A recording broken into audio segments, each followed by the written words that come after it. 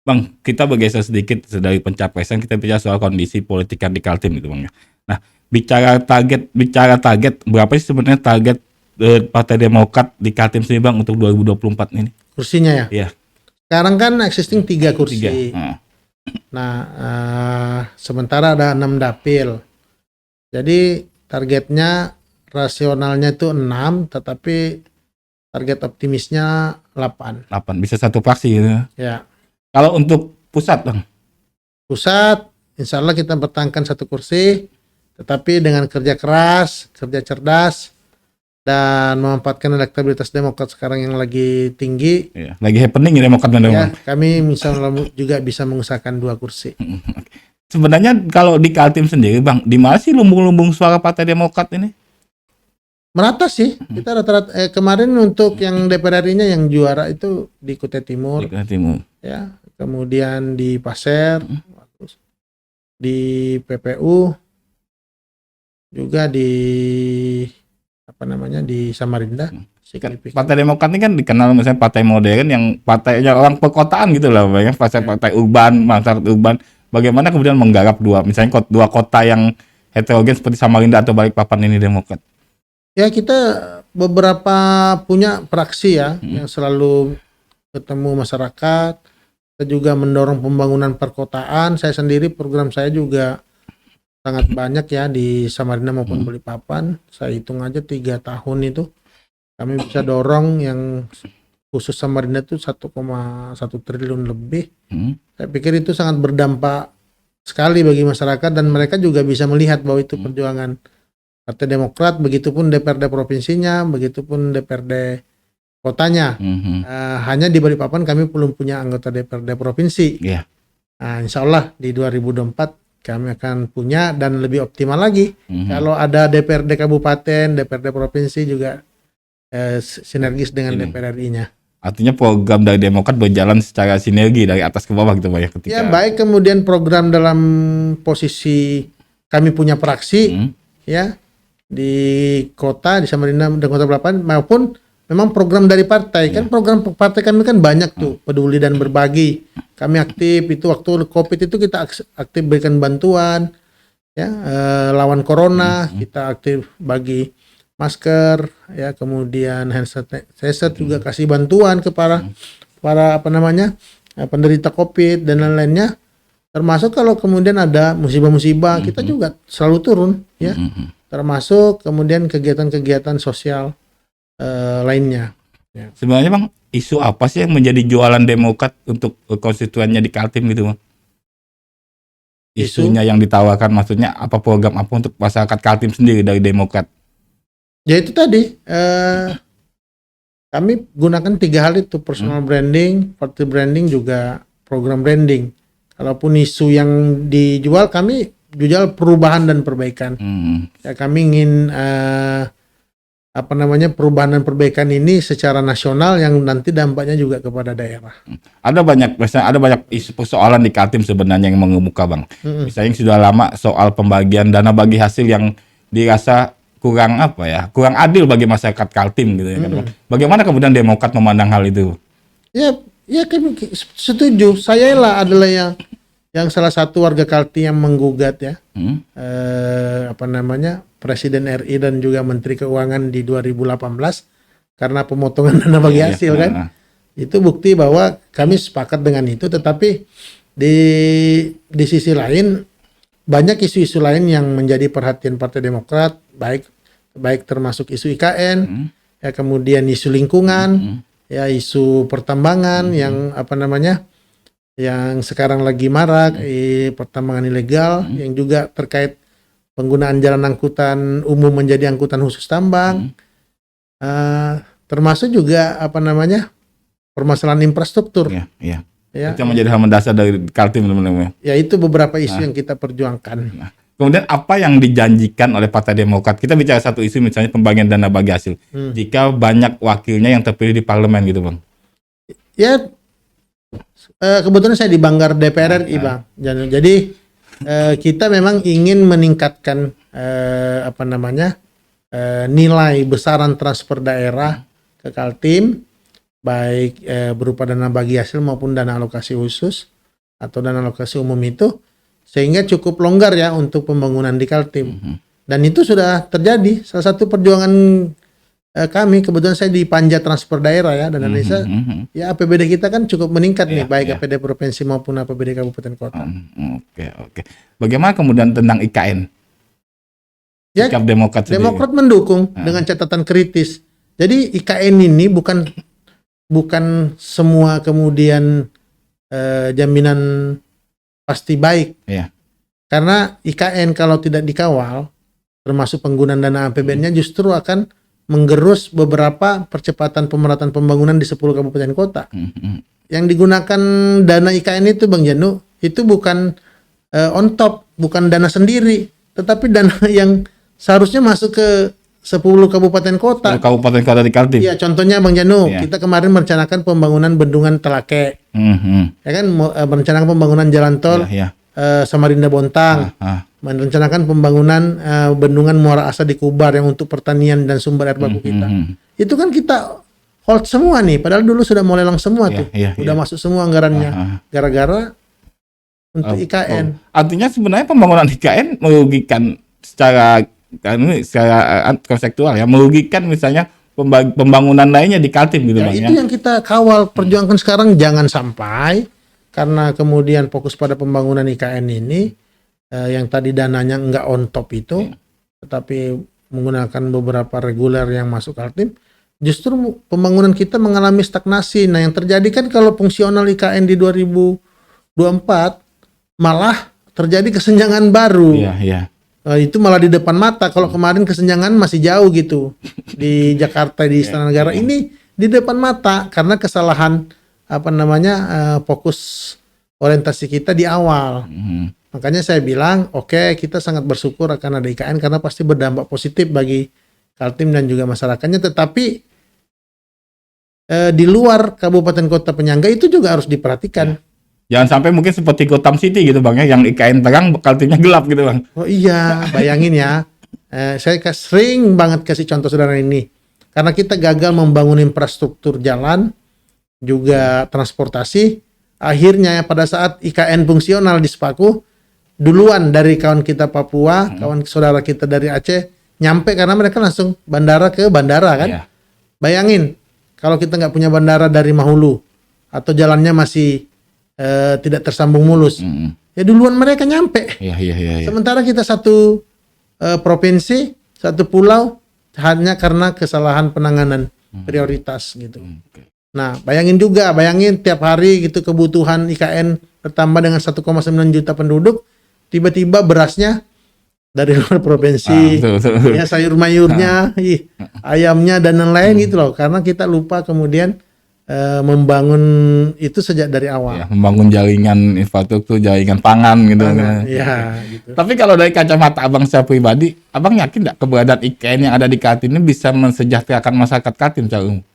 Saya yakin dampak itu, tetapi kalau itu tidak dikawal dari awal itu tidak akan terjadi. Contohnya sekarang sudah terjadi, nggak berdampak sama sekali. Sekarang 7.000 pekerja di dalam, ya, membangun rumah rekonstruksi konstruksi hunian untuk para pekerja, kemudian membangun istana negara, kantor kementerian, dan lain-lain. Tetapi apakah kemudian, contohnya saja, logistik makan sehari-hari, makan minumnya para karyawan 7.000-an ini termasuk BUMN dan lain-lain ini, apakah mereka kemudian mengambil dari masyarakat PPU, mengambil dari nelayan PPU, mengambil dari petani, ya, pekebun, PPU ataupun Balikpapan? Saya yakin tidak, ya, karena butuh effort yang tinggi ya untuk dari otorita ini membina satu-satu kelompok tani, kelompok nelayan ini yang kemudian mengambil. Mereka lebih senang langsung industri beras, ya kan, sayur mayur, ayam dan lainnya masuk ke IKN, tetapi tidak berdampak. Hanya menjadi penonton. Yang menonton, belum lagi isu tenaga kerja, ya, yang belum tuntas. Nah, ini yang benar-benar harus dikawal. Makanya saya bilang kemarin, harusnya bergening pemerintah daerah harus kuat di awal saat proses pembentukan RUU IKN juga terkait tugas pokok fungsi badan otorita. Nah, bagaimana kemudian sikap legislator dari Kaltim Bang terkait dengan IKN ini? Ya, kita harus sama ya, kita harus berjuang keras-kerasnya, sehormat-hormatnya, enggak boleh kita lengah. Makanya saya bilang mendukung IKN itu nggak boleh mendukung 1000%. Iya. Harus ada pandangan kritis juga Bang. Kita sisakan catatan kritis kita di situ karena potensi terkait kemampuan keuangan, permasalahan lingkungan, ya kan, aksesibilitas dan lain-lain itu sangat mungkin ada. Nah, contohnya sekarang penggusuran tanah masyarakat, ya, tidak dibayar, ada yang dibayar rendah, tidak sesuai harga, mekanismenya tidak sesuai prosedural, langsung dorong, ya, tanpa sosialisasi dan lain-lain, masyarakat dihadapkan di pengadilan, itu kan gaya-gaya perusahaan, gaya-gaya Belanda kan. Nah, tapi itu digunakan hanya untuk supaya progres IKN terus berlanjut. Bagaimana kemudian sikap fraksi Demokrat di DPR RI gitu Bang? Ya kami tolak keras hal-hal begitu. Dari awal kami berikan catatan kritis, walaupun dengan mendukung gitu. Karena kami tahu IKN kita ini sangat pemerintah ini nggak punya kemampuan untuk membangun IKN kecuali dengan APBN. Sementara kami melihat APBN ini murni untuk kesejahteraan seluruh rakyat Indonesia. Nah, kalau kemudian dana IKN itu diambil dari APBN, ada satu titik pembangunan di Maluku, di Nias, di Papua, yang kemudian ditunda. Termasuk di Kaltim juga beberapa proyek besar itu. Ya, jangankan mereka di Kaltim aja tertunda gara-gara IKN ini. Artinya asas keadilan bagi seluruh bangsa Indonesia ini kan terganggu tuh. Jangan sampai kemudian misalnya jalan dari dari Banda ke IKN mulus, sementara dari Kutim ke Bro masih begitu-begitu aja sampai sekarang. Kan mengalami stagnasi. Kemarin itu sangat sebelum ada fokus pendanaan IKN dari APBN ini, itu sangat yakin ada proses percepatan itu, ya, penanganan itu. Tapi dengan adanya ini agak tergerus juga, harusnya ditangani, akhirnya ditunda dulu. Tapi Demokrat siap berjuang gitu Bang ya untuk. Oh iya, dan kita berjuang sendiri kan, karena masih sendiri. Mudah-mudahan ketika tambah banyak wakil Demokrat yang lolos, mungkin perjuangannya bahkan lebih ringan gitu. Ya, mudah-mudahan. Mudah-mudahan kita bisa lebih optimal membangun Kaltim. Oke Bang, kita bergeser sedikit dari IKN soal 2024 kembali ya kan Bang. Kan selain pileg itu kan di 2024 juga ada pilkada gitu kan. Nah, apakah sudah adakah tokoh yang dibidik Demokrat untuk maju di pilkada Kaltim ini Bang? Kita fokus pada pileg. Pileg dulu ya? Fokus pileg karena kemarin kita cuma 3 kursi dan kita ingin kursi yang kami peroleh di 2006 itu menjadi political bargaining yang kuat untuk membangun koalisi. Jadi kita bukan sebagai pengikut, tetapi kami ini inisiator untuk membangun koalisi kepala daerah di Kaltim gitu. Nah, koalisi di pusat kan sudah terbentuk nih Bang, antara PKS dan Nasdem dan Demokrat.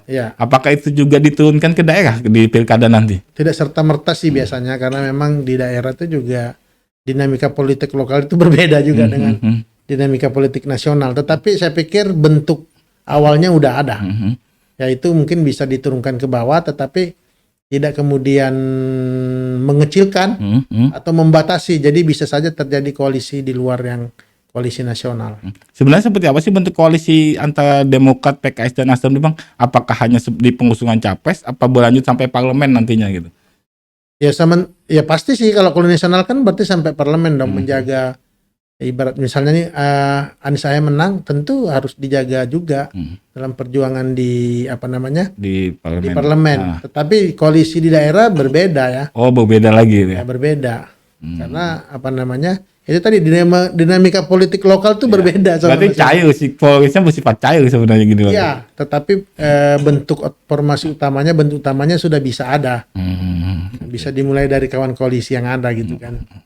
Berarti belum ada tokoh-tokoh yang dilirik gitu Bang ya untuk maju di pilkada Kaltim gitu ya? Sudah ada kalau dari Demokrat. Sudah ada, kita punya kader yang banyak kok. Siapa misalnya? Yang siap ya, kita banyak masih sekarang ada Bu Puji ya.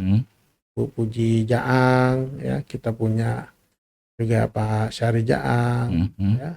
kita punya beberapa ketua DPC, juga anggota fraksi, dan penugasan sendiri saya juga siap. Gitu.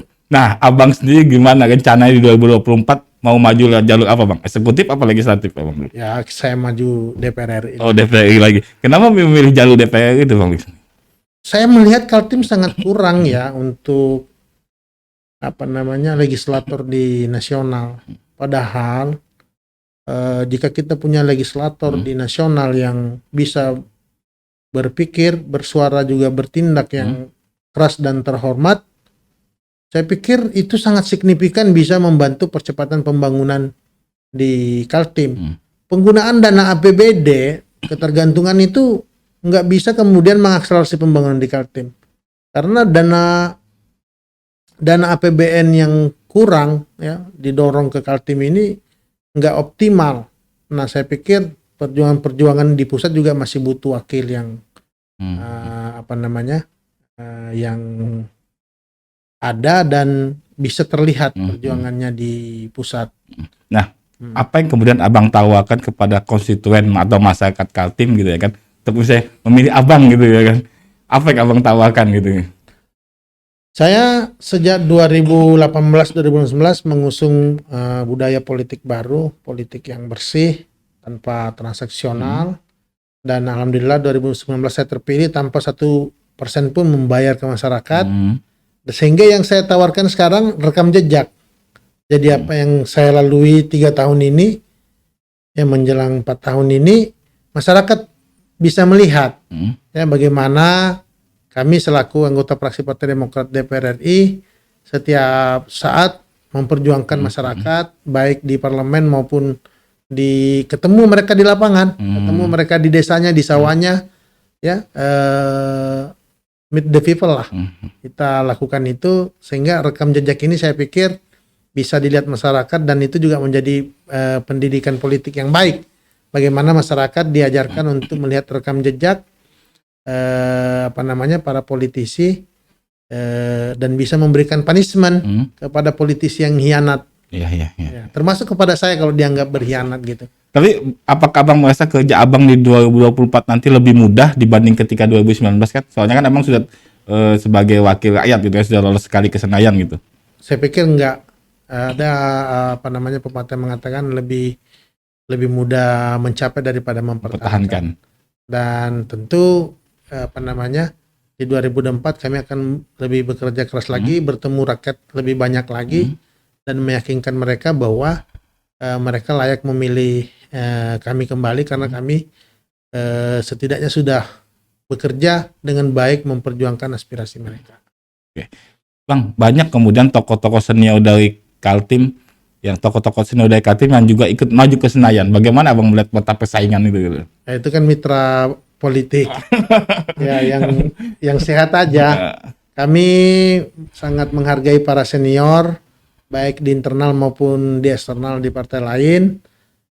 Tapi ya itu lagi-lagi kami bilang muda adalah kekuatan. Baik kami punya prinsip sendiri dalam politik. Kami keliling desa bertemu dengan seluruh masyarakat. Kemudian kami juga berkeliling di kota melakukan pencerdasan politik melalui rekam jejak yang baik. Insya Allah kami bisa mengikuti jejak-jejak senior. Siap. Bang, mungkin terakhir statement dari abang terkait dengan Partai Demokrat untuk menghadapi pemilu 2024 nanti itu. Partai Demokrat insya Allah siap ya untuk meraih kemenangan dan kejayaan di Kaltim. Kami percaya dengan optimalisasi personal branding. Kami minta seluruh kader agar membranding personalnya, mulai dari membranding Ketua Umum HY, membranding tokoh-tokoh di fraksi, membranding para pengurus partai, sehingga masyarakat tahu gitu. Kemudian membranding partai, masyarakat harus tahu bahwa Partai Demokrat itu smart party, kemudian partai milenial, kemudian partai yang pro rakyat, dan juga membranding program. Masyarakat harus tahu bahwa kita sudah berbuat dan bisa dirasakan oleh mereka. Jadi masyarakat kami beritahu. Ya, tadi Tuhan mah tahu, masyarakat harus diberitahu. Dan rekam jejak itu penting Bang ya selama menjalankan. Kami jual rekam jejak karena kami punya integritas itu. Ya, kami saya sendiri menolak politik uang. Bagi saya sudah saatnya politik uang itu diakhiri, sehingga demokrasi kita juga jadi lebih baik. Para wakil-wakil yang terpilih juga wakil-wakil yang punya merdeka gitu dalam memperjuangkan masyarakat, tidak perlu mencari pengganti biaya mereka yang untuk menyogok rakyat itu dan lainnya. Siap. Bang, mungkin pertanyaan paling terakhir dari saya. Kita berandai-andai Bang ya. Ya. Seandainya di 2024 nanti Abang sudah lolos ke Senayan gitu kan. Tapi di pertengahan jalan gitu kan, ada tawaran dari partai untuk maju di Pilkada Kaltim. Bagaimana yang sikap Abang? Saya ini kan kader partai yang ditugaskan untuk siap dalam keadaan apa saja. Bagi saya saat ini saya diminta untuk maju kembali di DPR RI, tapi kalau ditugaskan partai, apalagi memang panggilan Kaltim yang kita cintai membutuhkan pikiran, suara dan tindakan saya, pada prinsipnya kami siap aja. Bagaimana kalau ada tawaran dari partai lain gitu Bang? Oh, saya enggak Diusung oleh partai lain gitu? Enggak, tentu partai sendiri lah kita. Artinya bagaimana mungkin kita menerima tawaran partai lain, etika politiknya gitu ya, loyalitas kita, sementara kita nggak ada penugasan dari partai. Oh, artinya tunduk pada keputusan partai. Saya kader yang partai yang diajarkan untuk tegak lurus pada partai. Tapi saya sejak awal meyakini, percaya bahwa Partai Demokrat partai yang sangat rasional, partai yang objektif, tahu kapan penugasan-penugasan kepada seluruh kadernya. Oke, siap. Baik Bang Iwan, terima kasih banyak atas obrolannya hari ini. Semoga Demokrat sukses Bang di 2024 Bang ya. Amin. Dan sehat selalu, yang penting itu Bang sekarang Bang. Ya, pokoknya kalau sudah ketemu rakyat nih Bang Yanu, alhamdulillah merasa selalu sehat. Alhamdulillah ya Amin. Siap bekerja keras Bang ya untuk 1 tahun mendatang ini Bang ya. Ini 14 hari udah kerja keras nih Bang Yanu. Pagi sampai malam kita keliling desa di 5 kabupaten kota, dan alhamdulillah masyarakat sangat senang kita temuin dan ada hasil yang mereka bisa manfaatkan. Oke, siap. Jangan lupa intensitasnya bakal meningkat nih Bang. Pasti kita nggak ada jalan lain, nggak ada jalan pulang kecuali kemenangan. Siap, nggak ada jalan pulang kecuali kemenangan. Itu mungkin doang aja. Makasih Bang Iwan sekali lagi. Makasih Bang Janu, terima kasih. Assalamualaikum. Salam. Tribunus, hasil dari demokrasi memang belum tentu merupakan yang terbaik. Karena pemenang ditentukan siapa yang paling banyak dicoblos di balik bilik. Terkadang juga diperlukan adu cerdik dan sedikit intrik. Semoga saja mereka yang dilantik tak mengkhianati Republik. Terakhir, saya akan mengutip sebuah quote menarik. Pemilu mengingatkan kita tidak hanya tentang hak, tetapi tanggung jawab kewarganegaraan dalam demokrasi. Robert F. Kennedy. Saya Januar pamit dalam Mata Lokal Memilih edisi kali ini. Kita jumpa lagi pekan depan. Assalamualaikum warahmatullahi wabarakatuh.